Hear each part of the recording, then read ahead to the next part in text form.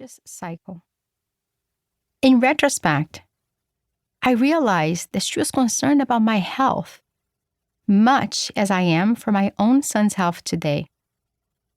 But then, it hurts when someone's way of telling you that they love you is to take away your cookies.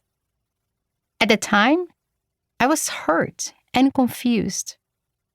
Why was she taking away the only thing that made me feel better in that moment?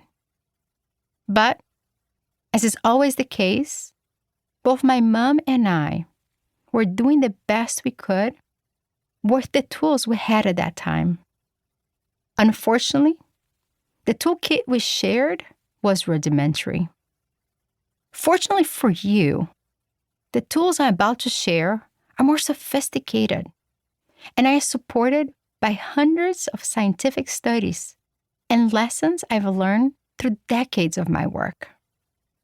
I suspect my friends see me as bold because I overcame poverty, adversity, and trauma to get to where I am today, an associate professor of psychology at Harvard Medical School, HMS, and the director of the Community Psychiatry Program for Research and Implementation and Dissemination of Evidence-Based Treatments, PRIDE Research Lab at the Massachusetts General Hospital, MGH in Boston.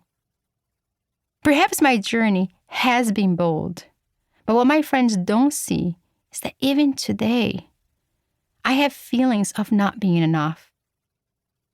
So how did I manage to go from poverty to Harvard to published author? I credit this seemingly miraculous narrative to 3 factors: my mom, grandmother, and science. My mom is a fighter, and to this day, she continues to work hard to overcome whatever challenge she may face. As a single mom, she fought tooth and nail to feed us and to give us the possibility of a better future.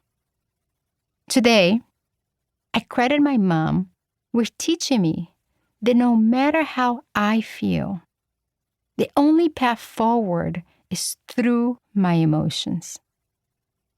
She showed me that I could do hard things regardless of the emotions I felt. Later in graduate school, I learned that this kind of behavior, through, not around, is at the very core of a concept called emotion regulation, which teaches us that experiencing our emotions is better than avoiding them. The woman I came to think of as my grandmother entered my life when I was 12, when my mom was dating my stepfather. When I was young, she pushed me out of my comfort zone to ensure that my fears didn't hold me back from pursuing my dreams. Most of the lessons my grandmother taught me can be summarized into 2 broad concepts. 1, approach, don't avoid. See part 3 of this book. And 2, be the water, not the rock. See the conclusion. Equipped with my childhood lessons, I came to the United States to pursue the American dream. First, as an exchange student, and then for higher education. After my doctorate degree, I immersed myself in what is known as cognitive behavior therapy, CBT, the gold standard therapy for mental health challenges. I read every published therapy protocol, studied how to deliver treatments in individual and group sessions, researched treatments for different disorders and diverse populations, and was mentored by the world's leading mental health experts.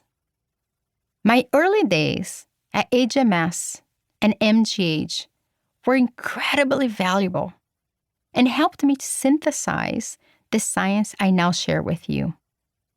But they were not sufficient. It was only when I moved into real-life settings and worked with diverse